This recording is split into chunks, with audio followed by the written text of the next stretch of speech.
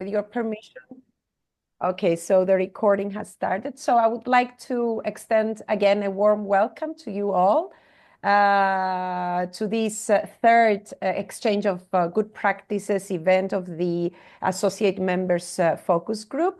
We have the pleasure of having two presentations today. The first one will be delivered by Blanka Zádrapová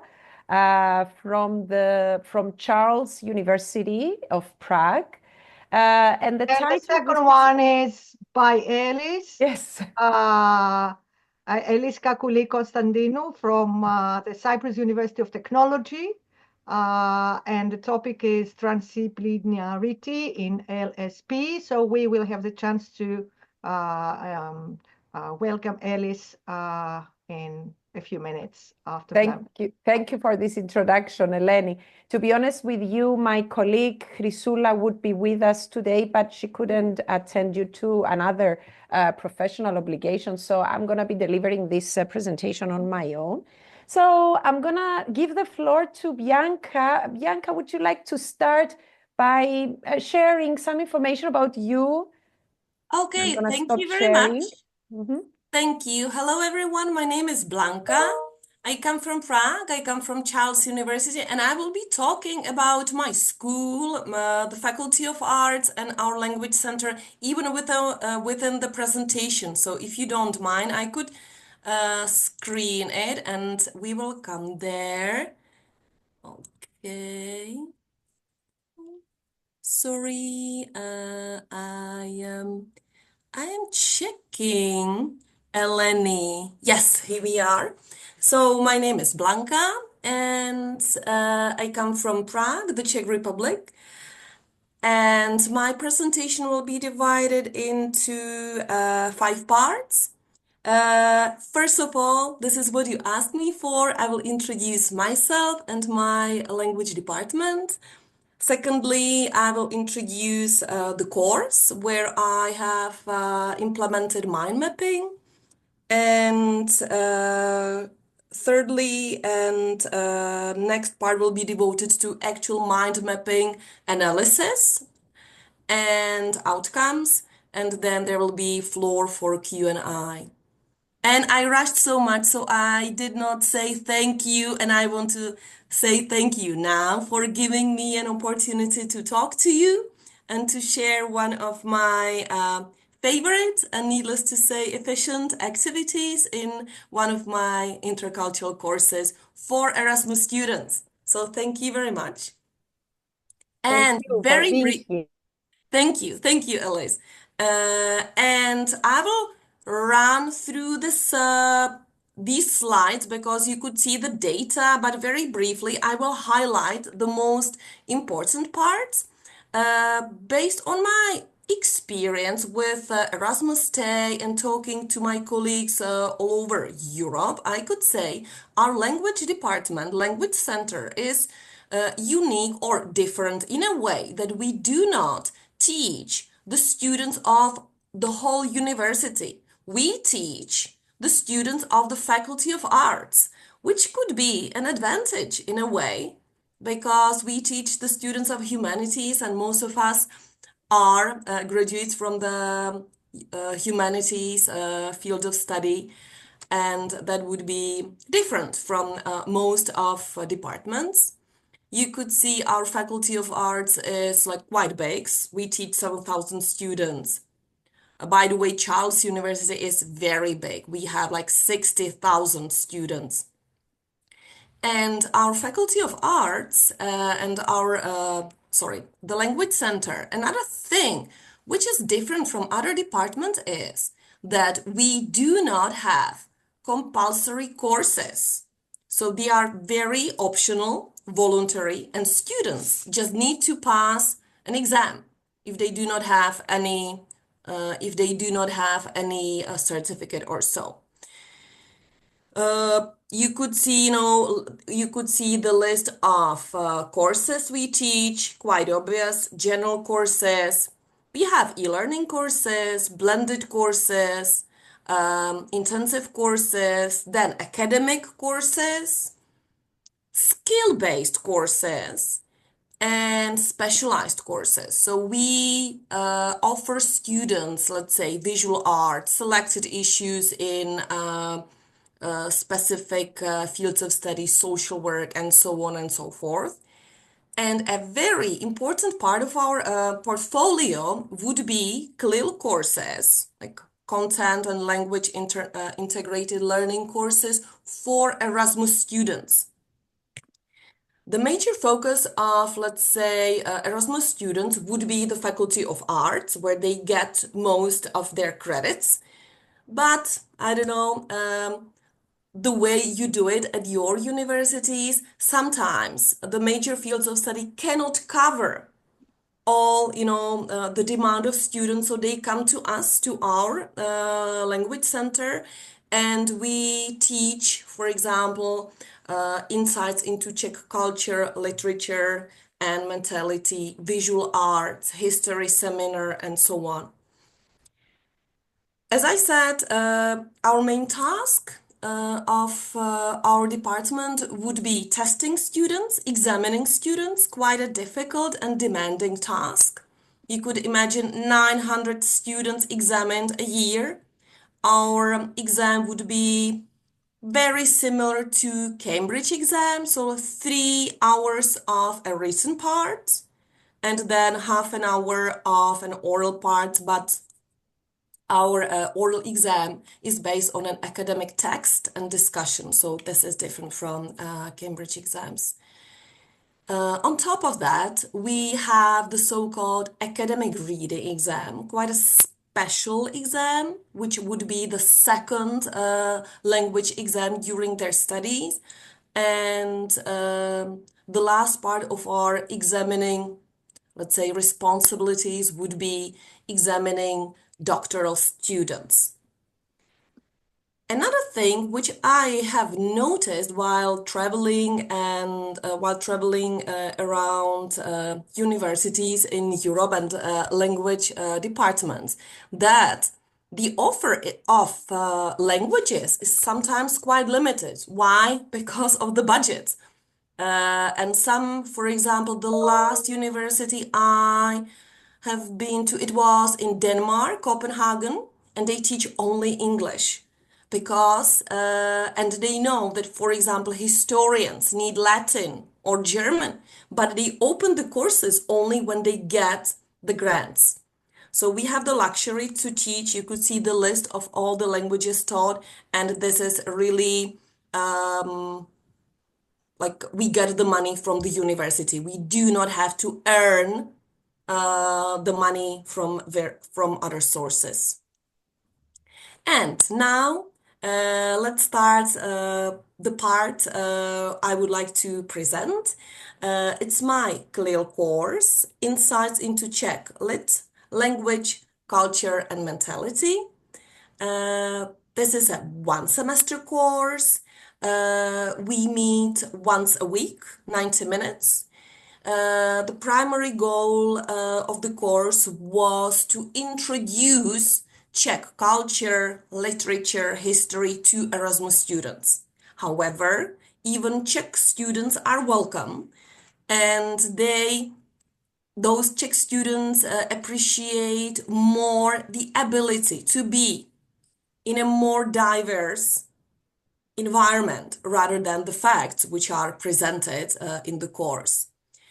Besides this language, culture, and mentality, I also we deal with, sorry, I need to put down something here. We deal with Czech cultural norms, specifics, mentality, and all those intercultural aspects. I want to even mention a very important part, what or on which basis students are graded. It's based on attendance, their attendance and their participation. Short, 10 to 15 minutes individual or group presentation. And the last part, which is very important, the so-called reflective journal. and I'm sure you have heard of this one, or you might be even using that. This reflective journal is one, or was and is one of my measuring tools of, let's say, the so-called success of mind mapping. This reflective journal in this particular course is in Moodle, in the platform, in the university platform we use. Students upload their comments, summaries, impressions each week. It is shared between them and me, so they do not share within the group, which gives them, let's say, a safe space. And my requirement is that they can use any form they want or they are comfortable with. So some students write an article, some students write an essay, some students write just a paragraph, and some students or my experience is that they even wrote a poem when we analyzed some Czech poets. Now, let me proceed to the research or kind of analysis. I wouldn't call it a research per se. The course has been running since 2019. I took into account about the responses about 120 students within last 4 academic years. And what is really impressive from the point of view of the, let's say, classification of the course, there are as many as 10 nationalities on average in each course. And this is something unique, and this aspect is liked and appreciated by students very much. One of compulsory components of my reflective journal would be that students, after specific lessons where mind mapping is introduced or used, they need to answer specific questions concerning mind mapping, okay? So what specifically they liked, or what contributed to their better understanding, or social acceptance, or participation, or making friends, and those things. So they put it into their reflective journal, and I take, when I evaluated this mind mapping efficiency, I took their responses into account. That was the most important measuring tool. The next slide is nothing new, but I find it very important to introduce it to students before they start mind mapping. They have a rough overall idea what it is about, but I feel urge to, let's say, offer them what they can all use. So when we introduce mind mapping, we always deal with the way they could do it. So not only words, numbers, images, colors, but also associations, drawings, sketches, or pictograms are allowed. I also find it very important to share with students the purpose of mind mapping, that it is not just a fun activity, or that we want to, let's say, have just a fun time, that the purpose of that we want to mimic the brain's natural way of processing, that if students use mind mapping, they might be surprised that they will come up with more complex ideas. They might be more creative than let's say, standard brainstorming with note-taking. And here comes the hypothesis of the research. So I expected, and I will quote what I put down, that using mind mapping in university seminar classes improves students' comprehension, interpersonal skills, memory retention, an ability to retrieve and organize more complex ideas compared to traditional note-taking and brainstorming methods. A very, very wide topic. So I chose two focus areas. The first one was creativity and, let's say, performance, like the posters themselves. And secondly, participation and collaboration of the group. The areas or the topics, the mind mapping, and I'm sure you have experience with that. I use it even in, let's say, linguistic courses, when the students have to put down, let's say, the clusters of certain lexical nests, or even in grammar. In this CLIL course, I choose 3 topics when students have to create mind mapping, and it is, what does Czech mean to you? So if they are aware of any key events, dates, names, notions, any sociological phenomena, something like you are an Erasmus student, you come to a new university. So what do you know about Czechs? What is so Czech? Are there any stereotypes? Does it differ from what you have read and heard? The second, I would say 3 or 4 weeks down the road in the semester, mind mapping is used for my lesson on Czech history. So before I start, feeding them, the so-called feeding them with information, I find out what they know. And so it's related to Czech history. And the third one is the third area. The topic would be at the end of the course, at the end of the semester, what are the pros and cons of an Erasmus stay? The process, very simple. The class is divided into groups, usually consisting of 4 students. We introduce mind mapping. Any questions related are answered. I find it very useful to set a time limit. Students are provided with posters, colored markers, and stickers, because students like, pictograms, or it brings joy, or maybe more entertaining stuff introduced, and they use stickers for highlighting their or their neighbors' ideas.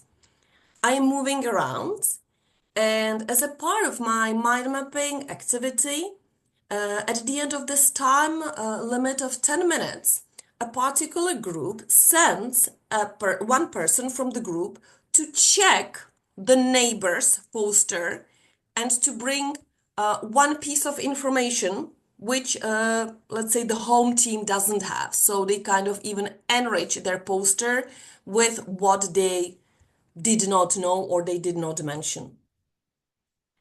Now, can you see me? Can you hear me? Yes? Yes, of course. Now, I have, let's say, 100 posters so far, but here are, you could see a typical standardized posters after a 10-minute activity of mind mapping. If you look at the right poster, you could see a very simple and even simplistic and minimalistic poster, Czech Republic, the flag. Underneath, you could see even ty vole, which is a very informal way of, let's say, addressing people a little bit rude. Why am I mentioning that? Why do I mention that? It appears that students really mix very serious topics with less serious and even very informal. And it is very beneficial because they feel free and they could even modify that before they finally present. On the right, in the right picture, you could see the keys, at the bottom of the poster and 1989.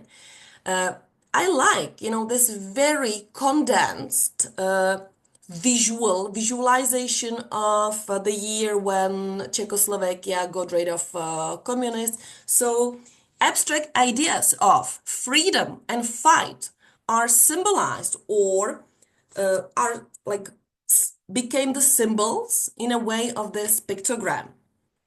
I don't know if the whole story is that people in the streets in 1989, they jingled the keys and it meant this is the end of this very difficult era. When we move to the left side, that would be a typical standardized mind map with branches, clusters. You could also see geography, food, and then let's say people and Czech stars. And Czech stars include the president, they include even a writer. We have also a sculptor. Sometimes they even include a sportsman. The second and the last example of mind maps, if you look at the right side, you could see this Erasmus, pros and cons, very organized, and one thing, and it was intentional, and I would say chosen on purpose. When students wrote about pros, what they liked and what could be, a benefit for studying abroad, they chose the red color, okay? And for the cons, the black color. And when we discussed that, yes, they really confirmed that the colors they were given were important for them. And some people, because of this complex, I would say, performance, even feelings, emotions, writing, presenting, they really needed different colors, stickers, and so on. On the left side, you could see a less serious but still working mind map of the Czech Republic, super, please pay attention to the language, super laid back, chill, okay? The face of a standard Czech person, their experience from public transport, beer drinking, and so on. The outcomes, okay. The outcomes, as I said, were assessed based on students' reflective journals, first. Secondly, we do have anonymous evaluation of any course at the end of the semester online. And thirdly, I evaluated the mind maps themselves and students' performance in the class. As for creativity and performance, I have already mentioned a lot of aspects. I spoke about it 1 minute ago, but I would like to highlight the free form really elicited more complex information from students compared to no mind mapping activity and just a simple brainstorming. I could compare that with the beginning of the course when we did not use mind mapping. Some posters, they're very visually appealing and they used unique layout and typography. I also teach students of arts and these obviously excel most in layout and the design. Now, here comes the second part, participation and collaboration. The really expected outcomes were that communication will be enhanced, interpersonal and social skills will be supported. I noticed, and even students themselves responded in their reflective journal, especially these days, that working in groups plus in mind mapping reduces their stress and anxiety significantly. When students are given the task of creating a mind map, they take various roles within the group. So some students tend to be more, let's say, creators. They write, they draw. Some students would be the managers of the group. Some students would be silent and would, let's say, contribute only with a single idea, which is okay because they feel free and they do not feel under the pressure of the teacher when, for example, they are asked directly. Because we did this mind mapping 3 times a semester. Somewhere in the middle of the semester, students knew themselves very well, and this mind mapping procedure fostered their final division into groups for final presentation because they had multiple chances to find out what each person or group specializes in, and they naturally went together and created successful teams for presentations. Mind mapping in intercultural courses helped a lot for fresh students. I mean, people who do not know the country, who do not know anyone in the course, to lower their intercultural barriers. They made friends and they felt generally, not only in the course, better.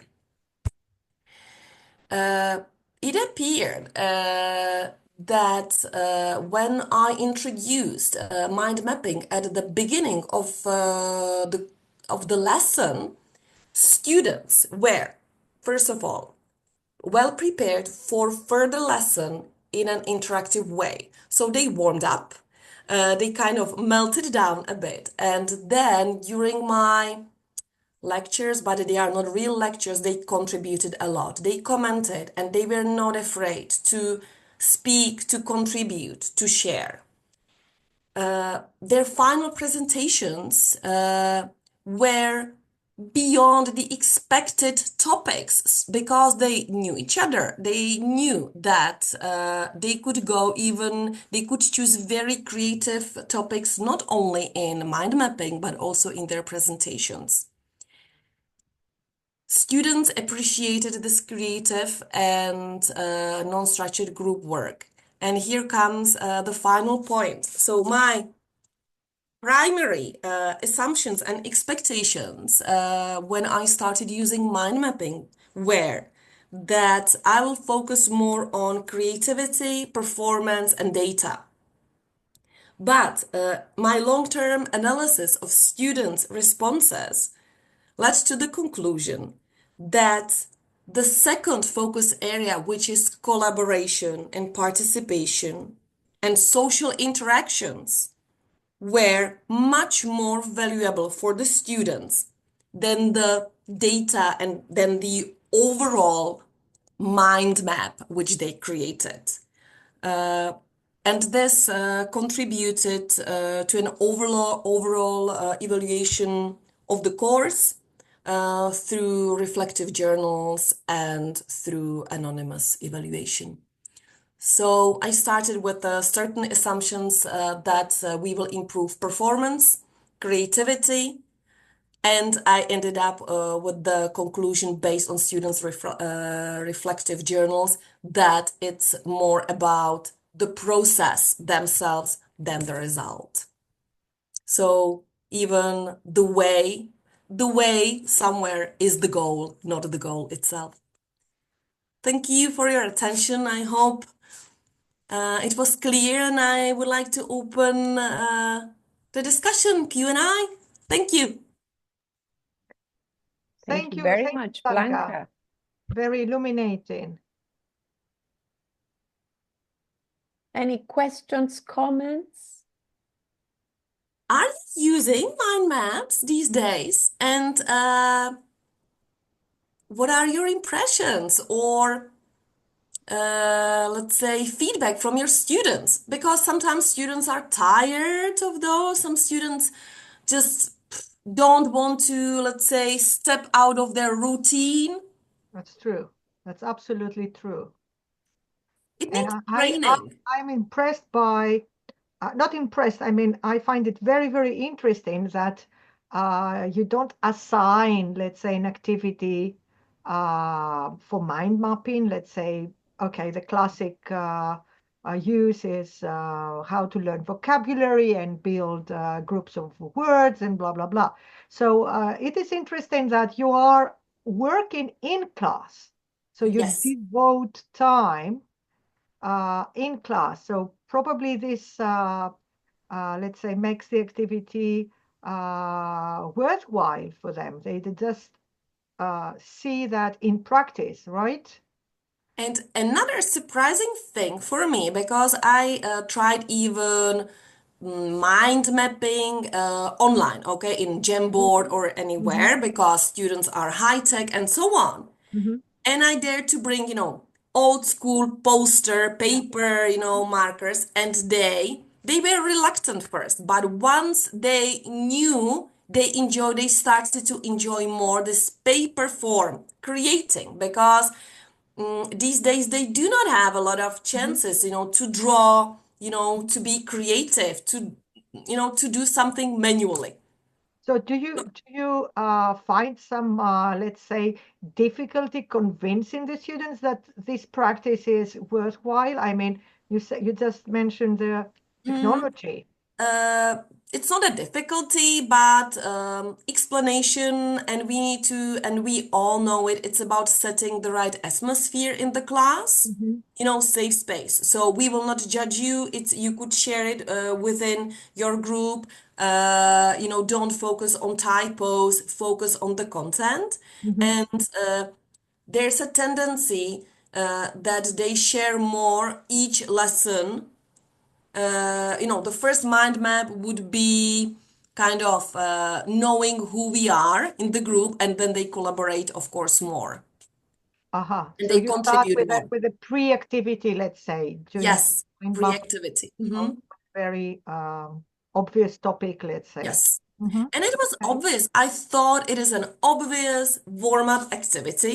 Mm-hmm. And once I started to notice in the reflective journal, they speak quite a lot, or they mention it quite a lot, Mm-hmm. I introduced, the questions about mind mapping, because I thought that was nothing unusual and unique for them. But they really appreciated more being in groups and being creative than the content. The content was important, but not as much as their work on it. Mm-hmm.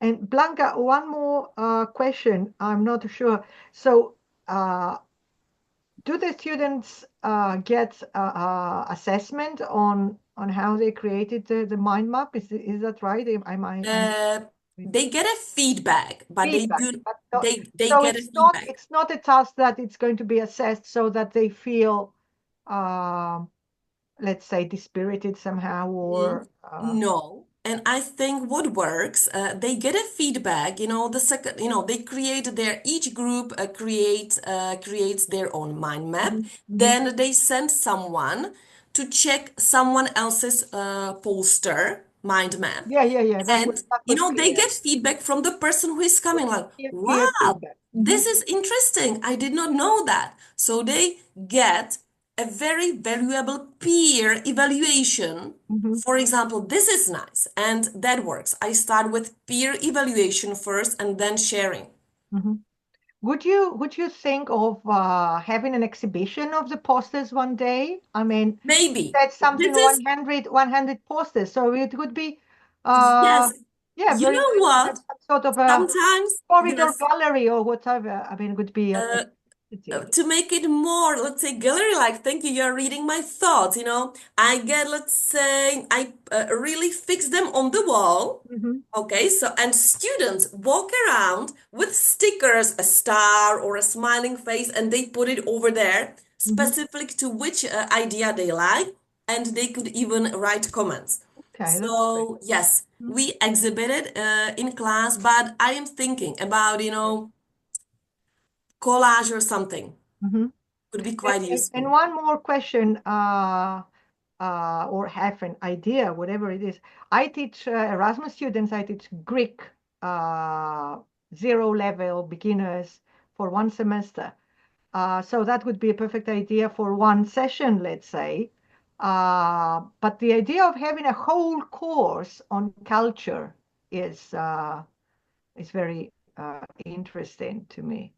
But you are teaching humanities students, right? I teach science students. Yes. So how would you comment on that? I mean, just having a course for a semester purely on culture and history and Difficult because once you in fact it was an innovative course. The our faculty usually calls for like competitors. We have certain money and kind of award, but let's innovate. So I won with the idea.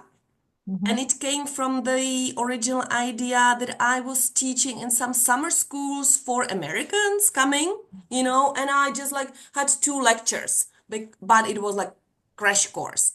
And then I completed this course, and really a lot of Erasmus students are interested even before they come to the Czech Republic. So this is their primary choice. Oh, really?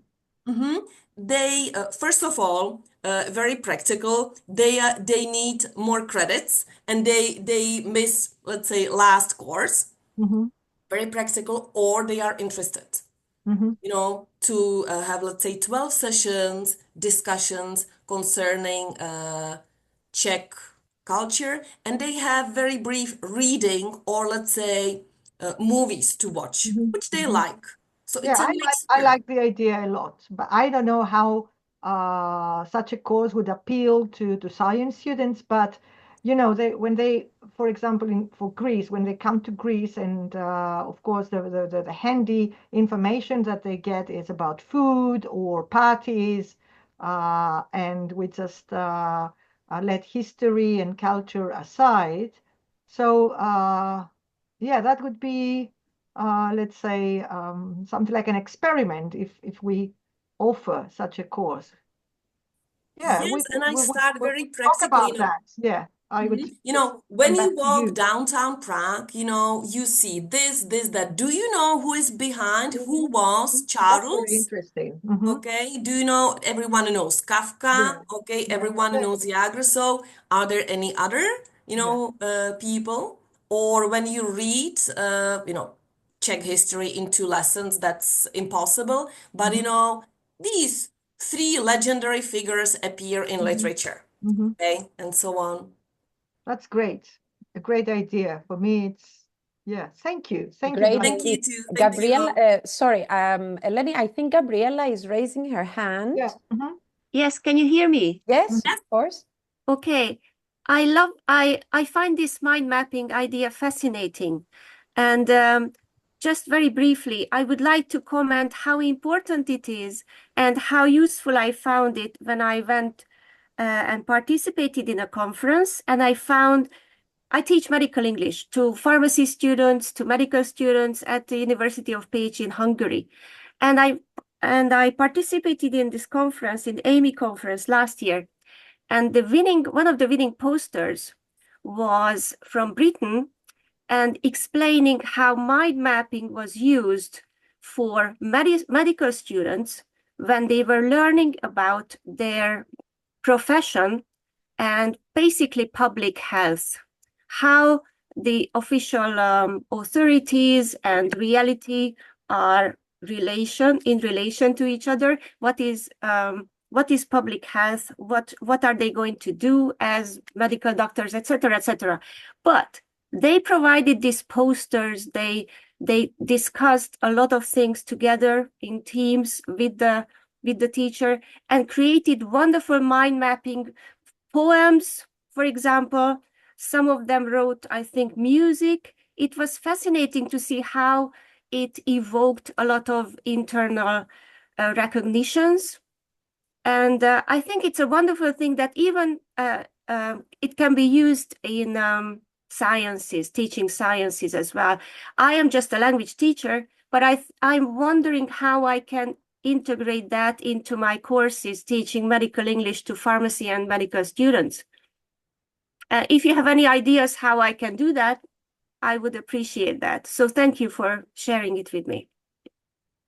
Thank you too. Yeah, definitely. We will come back to you, Blanka. You are the expert on that. So, yeah, we will use your expertise for sure. Lots of ideas are raised now. I mean, during your talk, I was thinking of So my doing that, recommendation, and Gabriela just subscribed to that. For sure, we language teachers can take advantage of all these practices. you get different results from mind mapping, different from, let's say, note taking or, let's say, working in groups. And it's not the teacher, it's the process of mind mapping, which works different with our brain, with like neurons and so on. So let's go for it. I think there is another question or maybe a comment from Georgia. Hello once again, everybody. My name is Georgia, and I'm a Russian language teacher. And I saw that Russian language is provided at the Language Center of Charles. And I wanted to ask the same question that was mentioned earlier, if the posters are created in hand or using digital tools. But I suggest that digital tools take time. And of course, they don't give the opportunity for the students to create something on their own, because they can find easily sketches and stickers and everything. And I had also the question if it was assigned as a homework or if they were doing it during the lesson, because at home they would have the time to use maybe a digital tool, or if they could transfer the written form of their creation at the classroom later on at their own time at home. And lastly, I wanted to make a comment that I attended a seminar about AI in summer, and that teacher was creating his lessons with mural as a mind map. And I also know a colleague of me, she's Russian and she teaches Greek as a foreign language to Russian people. But as a student, I don't know if they find it complicated to follow all the information, some information there and here and everywhere, and with different colors and stickers and notes. When they are creating, I think it's something amazing, but following all this information, I don't know as a student if they can follow properly. Thank you, Georgia, for the question. I will start from the end, because based on my, even let's say we talk about the creation of mind maps, students start with chaos because they just throw, the ideas on the paper, but then they start to find the connections and they start to discuss. And this is what matters most. And it is, there's like hard data that what you put on a poster, in a mind map, then your memory remembers it more. You retrieve this information more, let's say, the connections. So first, it doesn't seem very logical and structured, but then after looking at it in a more complex way, it helps the structure and, let's say, revising what they did. The second question of yours, homework versus in class, I tend to use it in class because based on my analysis, there is this aspect of cooperating while doing a mind map. And that's why they do it in class. Okay, because they are allowed even to, let's say, talk, sorry, Michelle, what are you studying? Because you know a lot about architecture, are you studying, the history of art, or are you a philosopher? So this aspect of socializing and making friends, for Erasmus students is very important, because sometimes it's their only chance where to meet friends, because they do not discuss in other courses. And as for digital versus paper, I would dare to say that digital used to be innovative, fresh, and now it's vice versa. So old school techniques start to be refreshing and to use, and they work as a new element. It's just like my own comment to mind mapping, and drawing and doing something with hands. Because how many students in class have, let's say, a paper notebook? They all have notebooks, so they are glued to their devices. So it's this refreshing. So they even enjoy more. And mind mapping in digital form, yes, I do it in other courses, but not consistently. Okay, thank you very much for this very, very insightful presentation, Blanka, and all the lively discussion that followed. I'm sure that we all have more questions to ask you, but maybe if you have a question, you could contact Blanka directly, or if you want any other, pieces of advice from her. So thank you. And I think it's time to move on now to the second presentation. And I'm going to try to share my screen, and please let me know whether it works properly. Okay, so you should be seeing my presentation now. You should be able to see it. Can you see my presentation? Yes, we see. Okay, so I'm going to be talking about a project that we implemented in an English for Specific Purposes course, two English for Specific Purposes course, in fact, at the Cyprus University of Technology. For this project, I collaborated with two colleagues from the Language Center of the university, Mrs. Christodoulidou, Michael, and Dr. Maria Victoria Soler. So I'm here to present our work today. So the project was called the Revisiting English for Specific Purposes in Transdisciplinary Environments Project. And the acronym for that is RESPITE.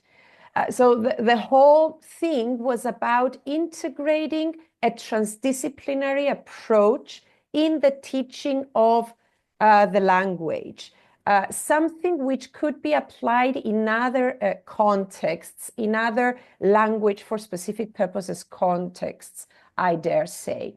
So I'm going to start with a very brief introduction, and then some lead review to place our project in a theoretical background. And then we are going to be sharing some information with you about the project and the program that was designed as part of this project, the evaluation of the program, and then the results with some final conclusions.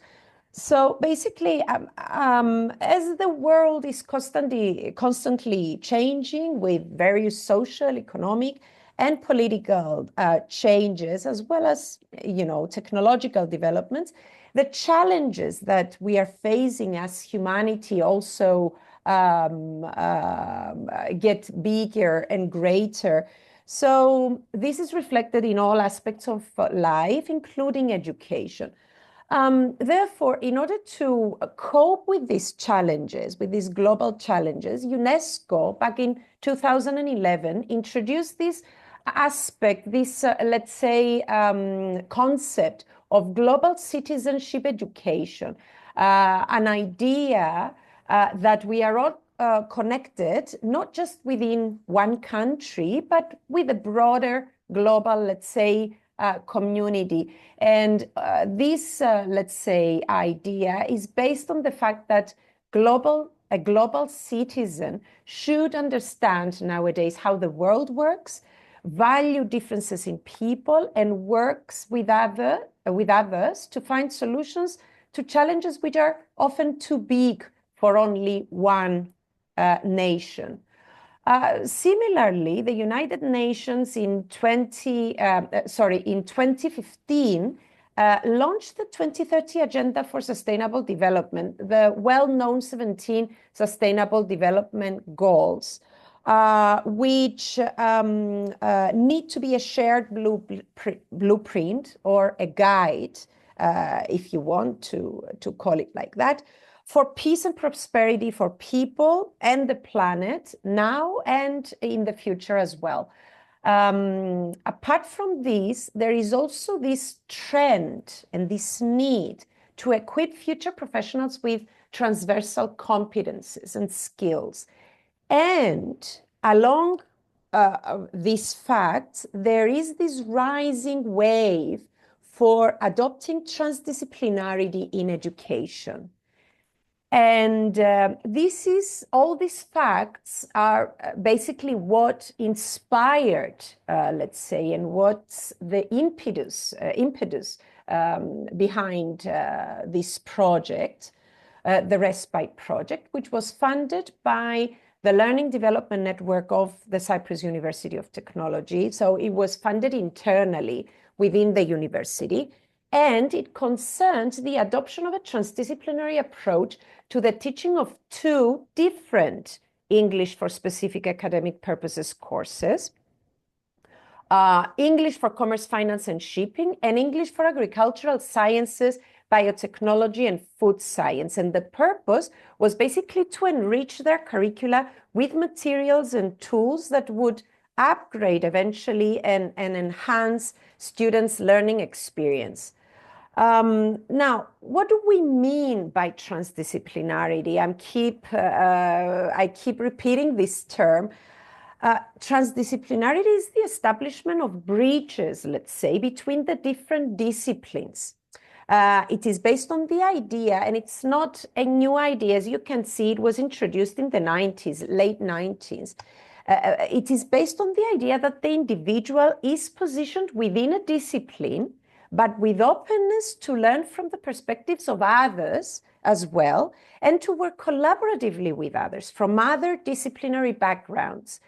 So this idea, this concept, transdisciplinarity, needs to be recognized and embraced by universities nowadays if we all wish to have an active role in society's efforts towards sustainable development. And as I said before, it requires collaboration between disciplines in order to create cohesive curricula in which students collaborate in order to solve multifaceted problems. Now, if we want to see how the idea of transdisciplinarity can be applied in languages for specific purposes today, or in this case, English for specific purposes, perhaps it is wise to see the developments which have happened in our field. We can see an increase in the number of such courses, publications, professional associations, as well as events.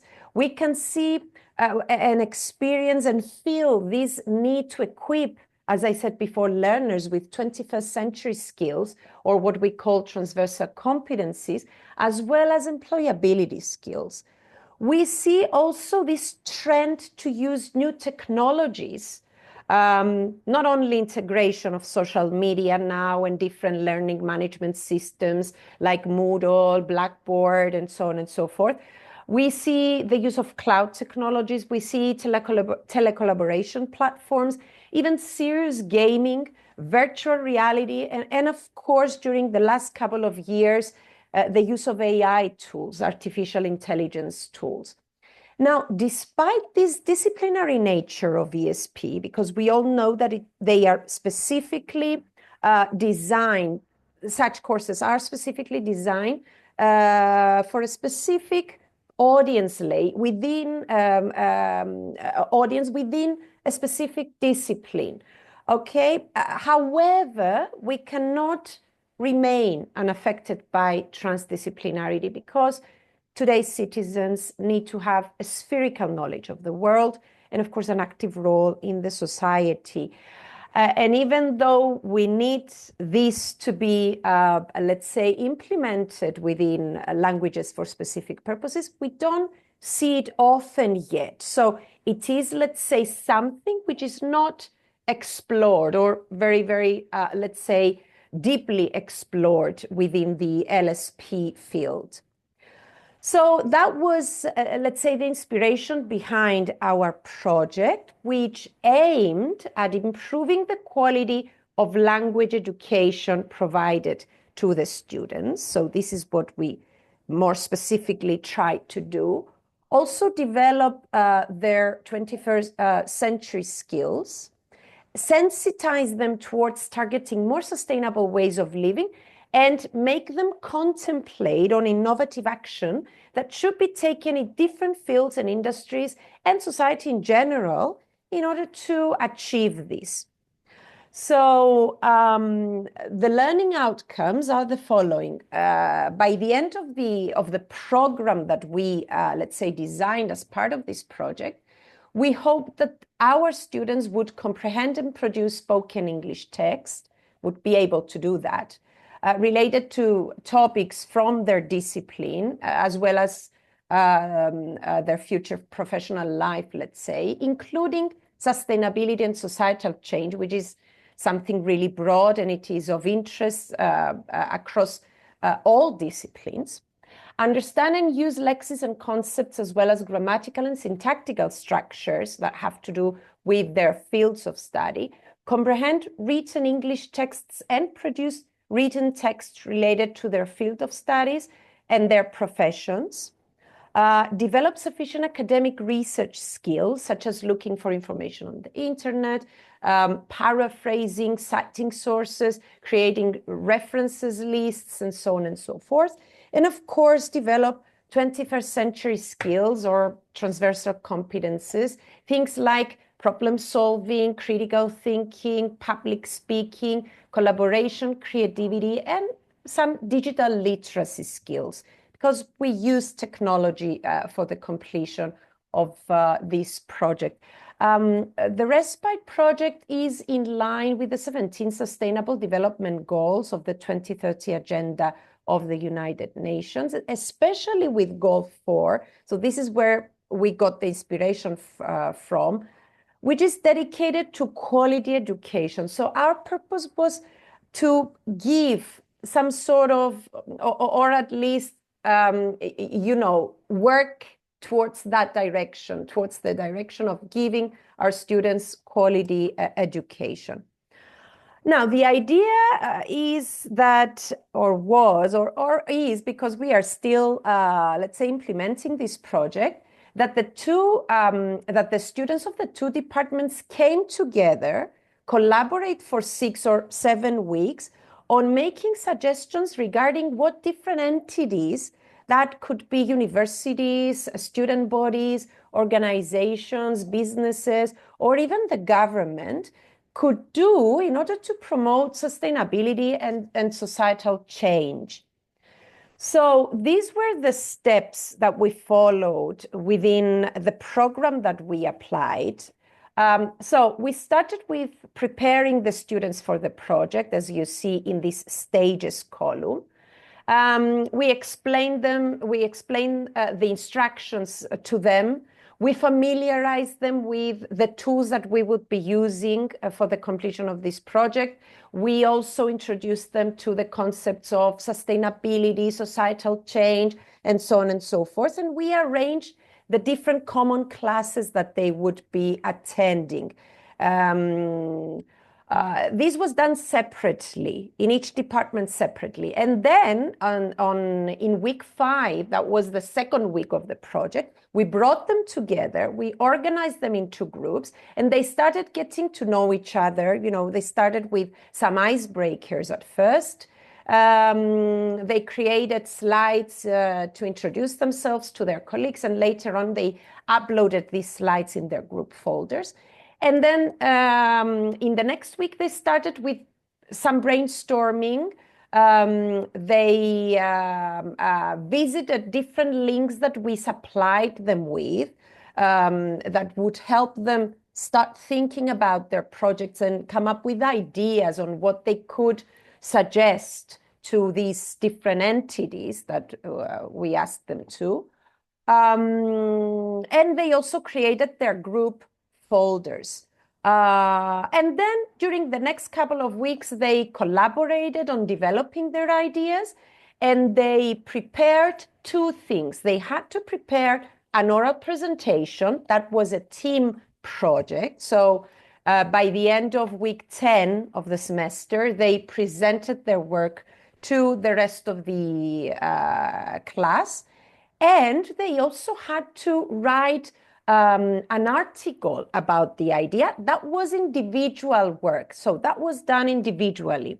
The article was, of course, based on the idea that they developed together with their colleagues within their groups.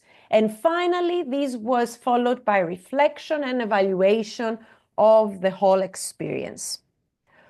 Now, the theoretical foundations of this program, let's say, were social constructivism. So we had a lot of collaboration there, and connectivism, because they also connected online because it was impossible to complete the project within the class hours that they had. So they had to work online as well. Exposure to authentic language use, problem-based learning, because they actually had to locate a problem and provide a solution to it, and also reflective practice as well. The methods of instruction that we use was interactive instruction on site, basically, even though, as I said before, they did have some online collaboration as well. Class discussions and dialogic engagement, collaborative work, active participation in interactive tasks through the use of technology, and of course, some autonomous study.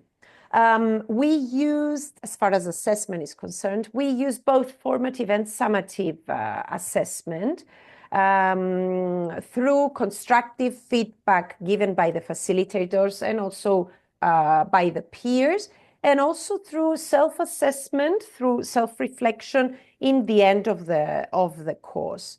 And of course, when I say summative assessment, I mean the evaluation of the presentations by the instructor in the end of the course, and also the evaluation of their articles by their instructor.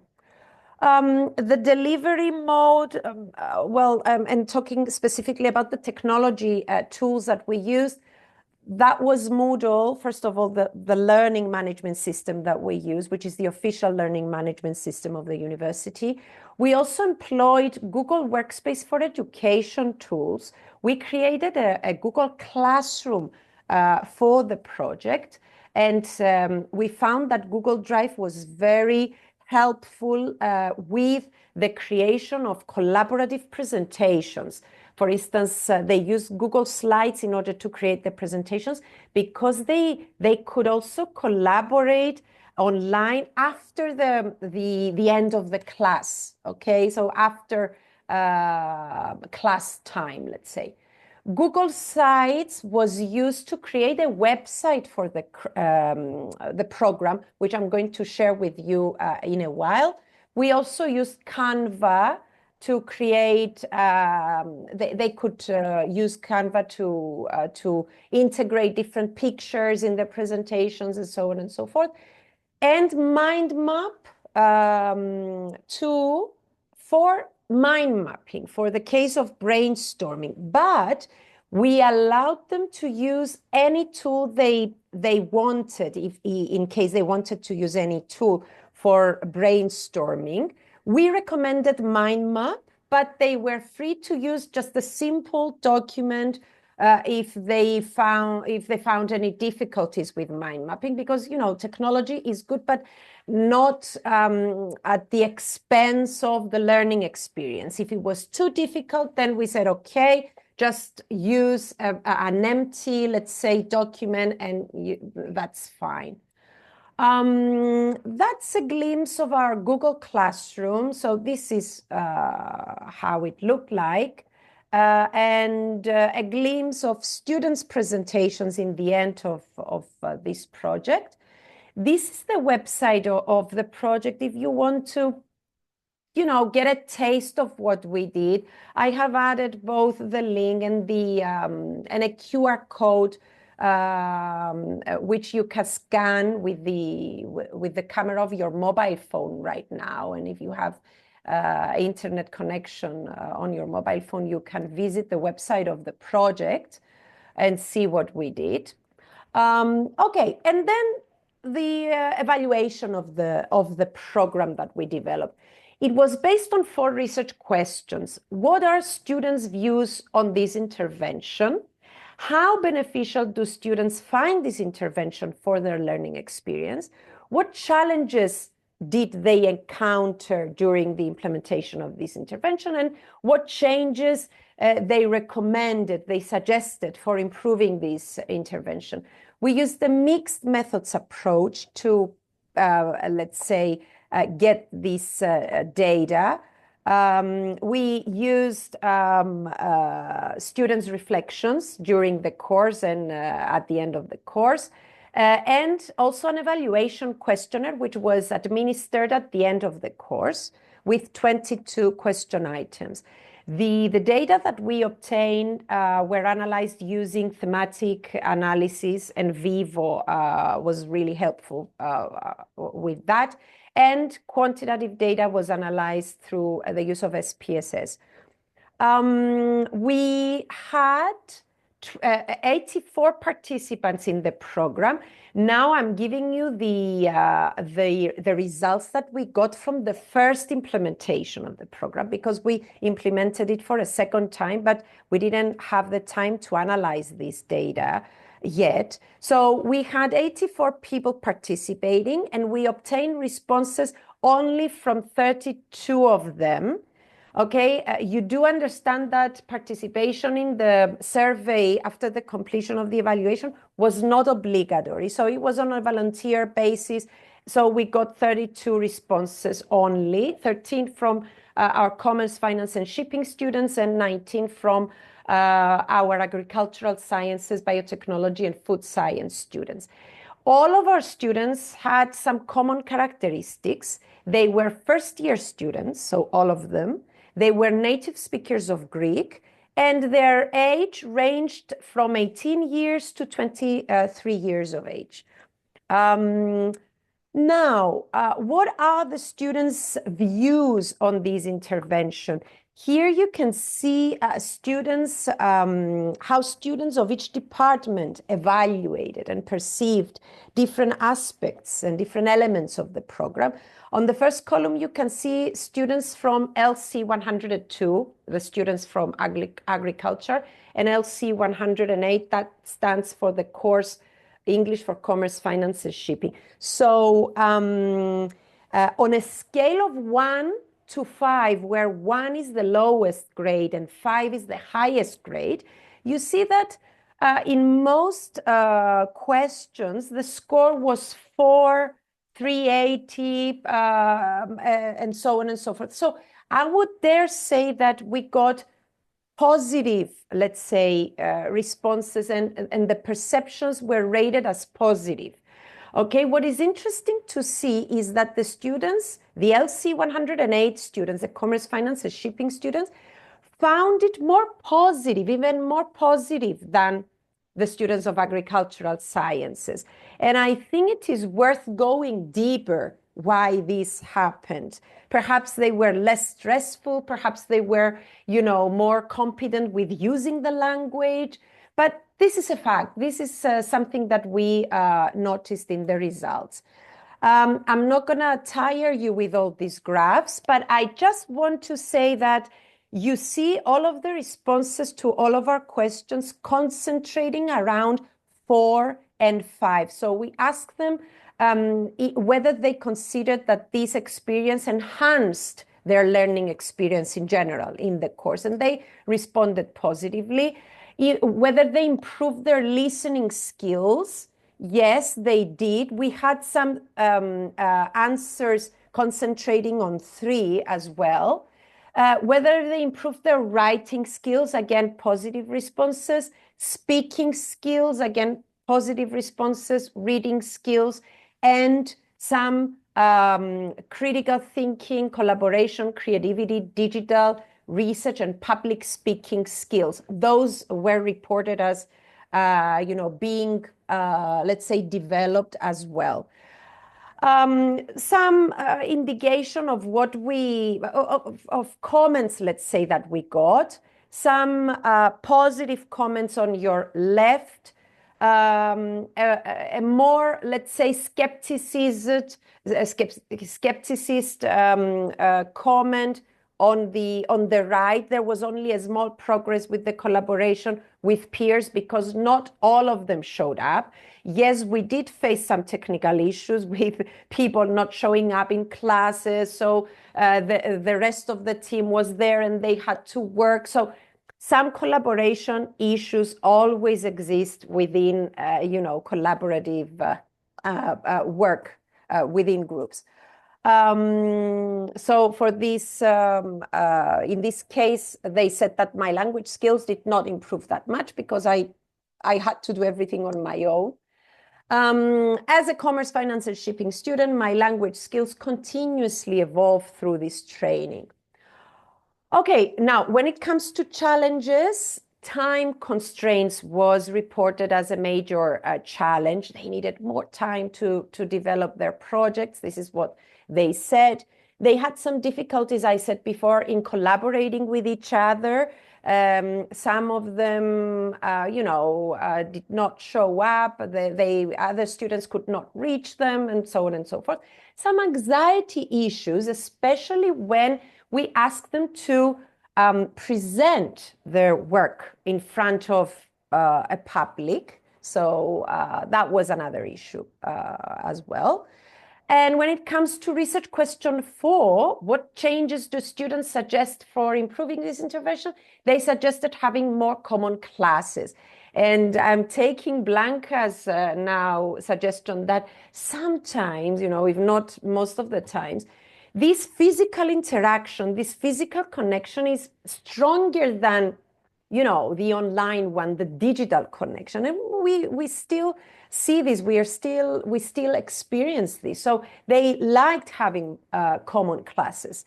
More time dedicated to the project, take the project more seriously. So they wish that some of their colleagues took the project more seriously. They also suggested some changes in groups the next time. They wouldn't want to collaborate with the same people. Not many of them said that, but there were some people who said that. And take out the presentation part. Again, not a lot of them expressed that thought, but for some it was really stressful. And remember, we are talking about first-year students here. Now, in the second phase, again, I'm going to share with you some very, very basic information. We improved the program. We implemented it last fall, and we reevaluated the program. We are in the process of analyzing the data. We haven't reached that far yet, and drawing our final conclusions. What we managed to do, it was to create a guide on how one can implement a transdisciplinary approach to the teaching of languages for specific purposes in higher education contexts. This is the link to the guide, and there is also a QR code there which you can scan, and it will take you to the website of our project where you can click. There is a link which you can click on, and it will take you to the guide that we, let's say, compiled, which is downloadable. So let's hope that you will find that helpful. And some conclusions. Nowadays, we need to view language education through a transdisciplinary approach, even though we do talk most of the times about specific purposes courses in higher education. Again, this transdisciplinarity has a place, and it affects ESP as well. English for specific purposes is based on the needs of students in their specific field, but also in more general physical, let's say, on more general and physical needs. For instance, the need to direct language education towards sustainability. This is something which is common across all disciplines nowadays. The need to be taught through social constructivist and connectivist, let's say, approaches. The need to be equipped with transversal competencies. The need to be engaged in reflective practice. This is common across all, let's say, disciplines as well. The need to use new technologies, since, I mean, they are communicating with the use of technology nowadays. So it is very well into their lives and in our lives as well, whether we like it or not.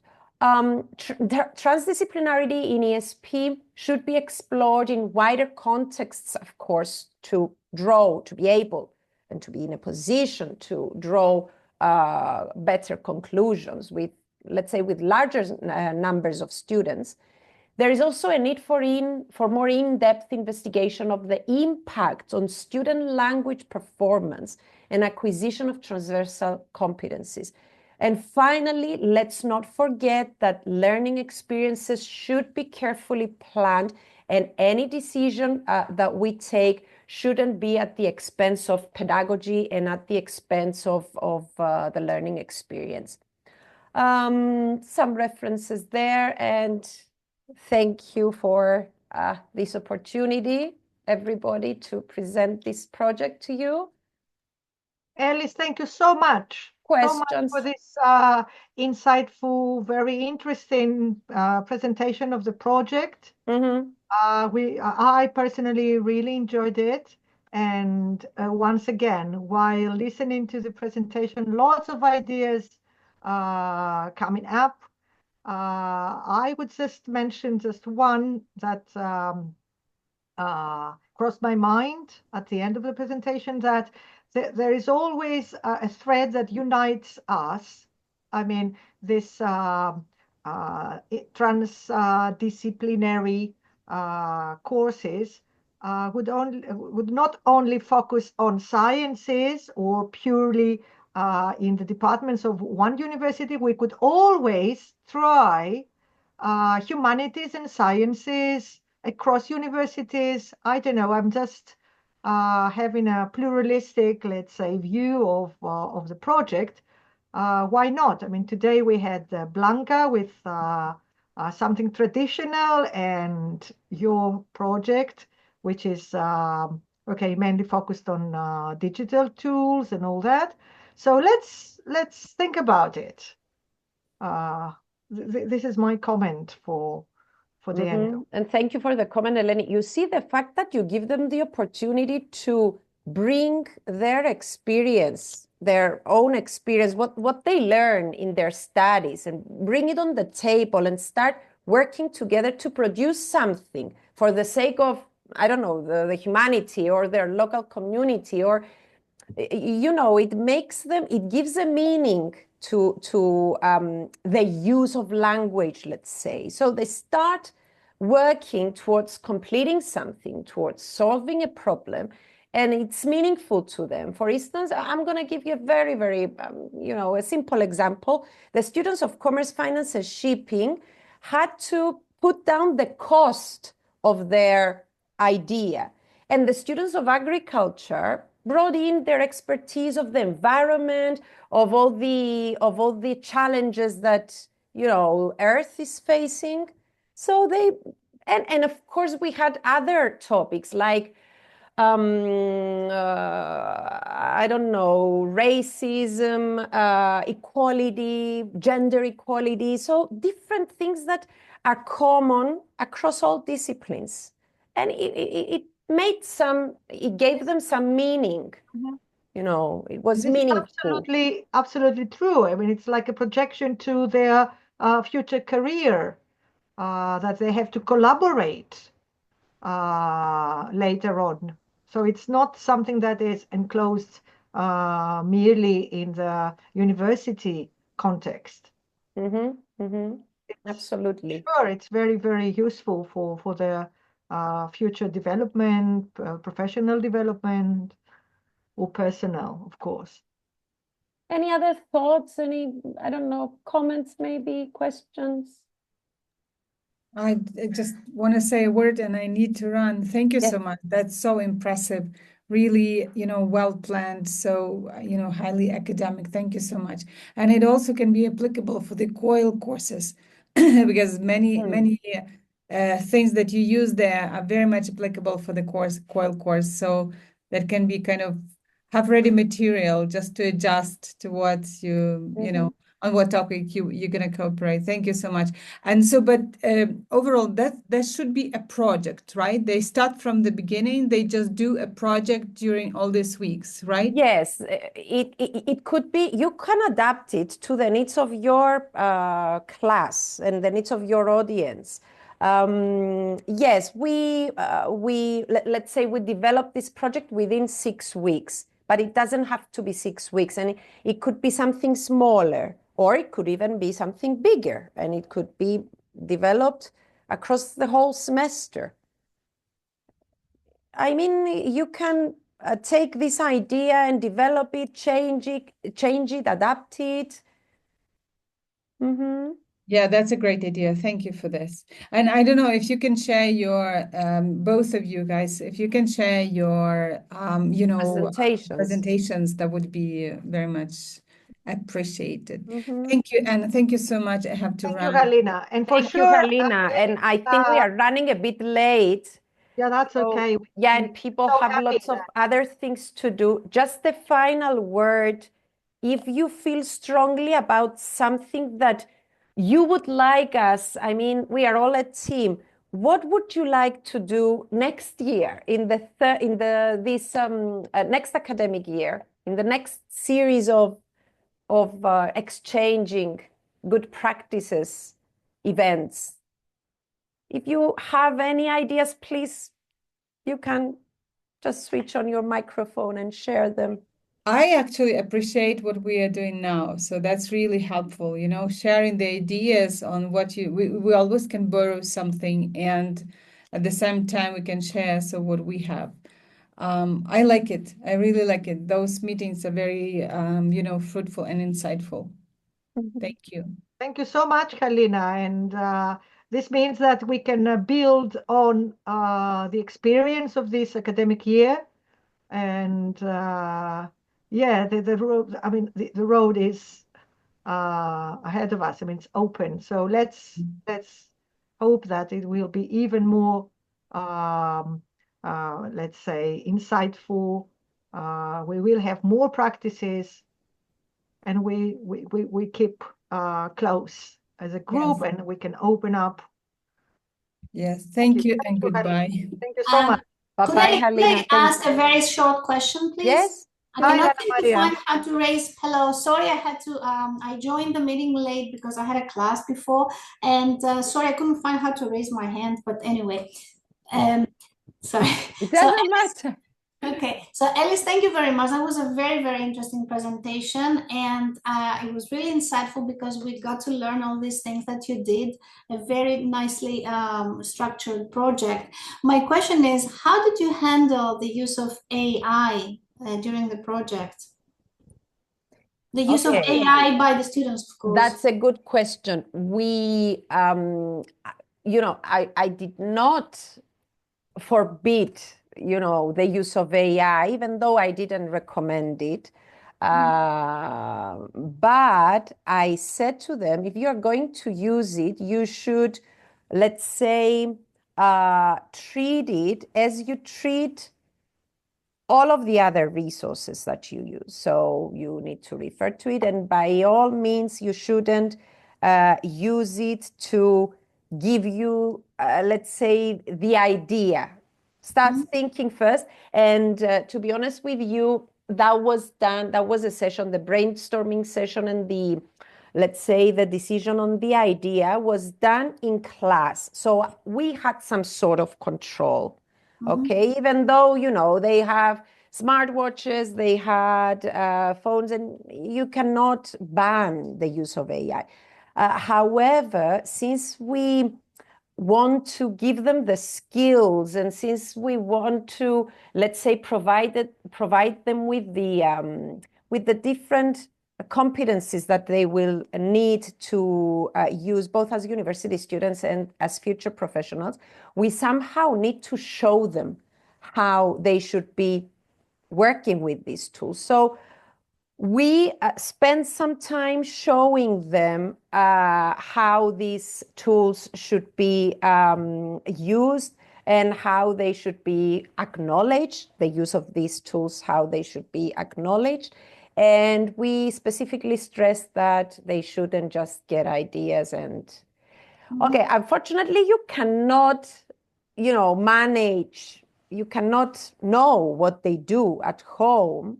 But I suppose this is something which is, you know, a challenge for all disciplines and all subjects, not only language subjects. But to be honest with you, we did not ban the use of AI. We couldn't do it, okay? So we somehow embraced it. We show it to them. We show what is a good thing to do and what is not.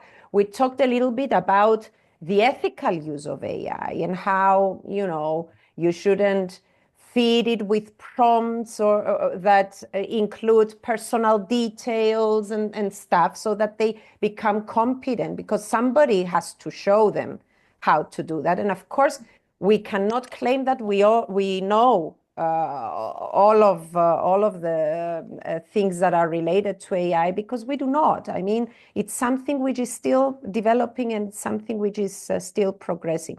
And at the same time, we were lucky because the Learning Development Network of the university was developing some sort of rules on how AI should be used in the university. So the policy of the university, our university, is not to ban its use, because we cannot, I mean, you cannot ban it. You cannot know whether they're using it or not, but learn how to use it appropriately and in the correct way. So I don't know whether this answered your question. We tried to embrace it, okay? And we said, when you use AI, acknowledge the use of AI, okay? Yeah, we cannot challenge it because it's here. I mean, we have to use it. And the thing is, the challenge for us is to find ways to work with it. Yes, of course. And of course, you know, there is always these tools which show you whether a student has used AI. Okay, so for instance, the article was written in class, okay, during class time. So there was some kind of control. We knew that they didn't use AI. We couldn't, let's say, ban it from the preparation stage. I mean, if they wanted to use an AI tool in order to prepare at home, they could do that. But the actual writing of the article was done in class. Okay, and there is always this Turnitin, how do I call it, tool. It's a tool, basically, which identifies the things which are copied from other sources with percents. I don't know if you have the same. Yeah. Yeah, I know Turnitin, yeah. Yes. So this is what we did. Okay, thank you. Thank you. Thank you very much for the question. As a last comment, I would say, I mean, I repeat myself, that if we not abandon traditional practices like what Blanka presented today, with just the physical presence in class, using, you know, just a few old tools, let's say, stickers and markers and paper, together with AI. I mean, in our minds, they look like the two extremes. But I would say that if we are hopeful, more and more students will realize that AI is there for them, but their I mean, is their strength. So I would just dare this connection that more and more students will be convinced that they have to rely on their own skills, what they learn and what they use in life, hand by hand with AI, of course. Mm-hmm. So the key word is embrace, Elis. I totally agree with your approach. Both approaches are valuable, Eleni. I mean, I'm talking personally, my own personal view, both physical, let's say, communication and bonding with people, and the use of technology, which needs to be viewed as a tool, as a set of tools, let's say, which make our life easier and they help us develop. But you know, keeping the balance maybe is the key to everything. Okay, so if there are no more questions or comments, I think, Eleni, we will. Yeah. We always thank you for being here, and we have these lovely meetings once a month. So we will keep on this pace next academic year. Maybe I don't know, Elis, this is something that we talked about, that we maybe will just send out Yes. closing, let's say, documents. We will think about the end of this academic year, how we can, let's say, summarize what we did, and hopefully start over in September or October. Mm-hmm. That was the idea. Mm-hmm. Yes, and we would love to hear more from you. I mean, if you have ideas, or if you you know, if you want to see something more from our focus group, please, you are always welcome to share your ideas with us. And for Anna Maria and Cleopatra and Senil, you can find a recording of this today's session on CercleS. Yes, I think it will be posted on CercleS website, but in any case, we will share the links and all the information, and perhaps the slides as well, since some of you asked for the slides. So thank you, everybody. Thank you. Nice to see you all. Have a nice day. You too. Bye. Bye-bye. Thank Bye. you. Goodbye. Bye. Thank you. All the best. Bye. All the best to you. Thank you, Blanka. Děkuju. Thank you. Děkuji. Thank you. Bye-bye. Bye-bye. Have a nice day. My pleasure. Thank you.